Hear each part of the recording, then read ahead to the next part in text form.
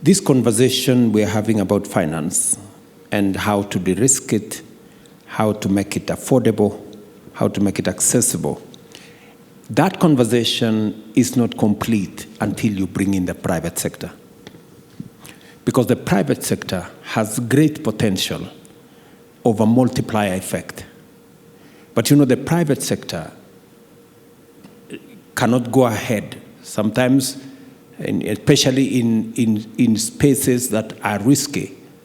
The private sector is driven by return. And therefore, they want to know what is the return, because the private sector shareholders demand from management, results.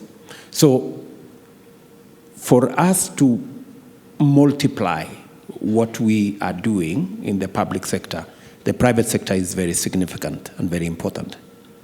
And that is why when we are discussing about de-risking, there is no way you can get private sector money into Africa if we haven't sorted out the issue of risk. Nobody's going to invest here. We just have to be honest to ourselves. The moment we sort out that, and they can see what the public sector is doing, the private sector can multiply that 2-3 times. It is, they can bring that on board. We had a conversation as a country about the cost of fintech money. And it was quite something. It was quite a conversation. In fact, it was one of the big conversations in the last election. Fuliza, you guys remember.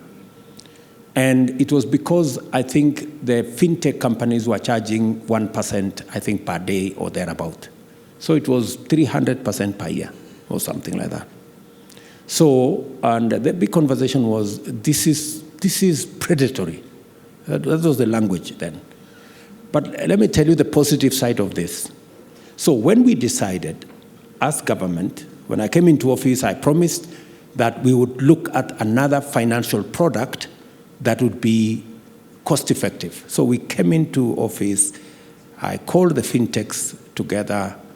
They are business people, but they are also patriotic. I was really amazed at the patriotism of the fintech companies. They were making money with what they were doing, but they were willing to work with us on a product that would make them make less money, but more beneficial to the public. That was amazing. I mean, really.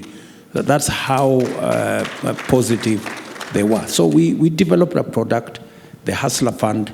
Instead of charging 1% per day, we are charging 0.002% per day, which is 8% per year. And all the fintechs that were in that space, many of the banks that were in that space, participated in bringing into being a product that was more amenable, accessible. It was much more cheaper to the public. They participated in it because they saw the value of greater access. Today, we have close to 15 million Kenyans on the Hustler Fund. We've lent 35 billion in the last 8 months, Kenyan shillings. And we have 7 million people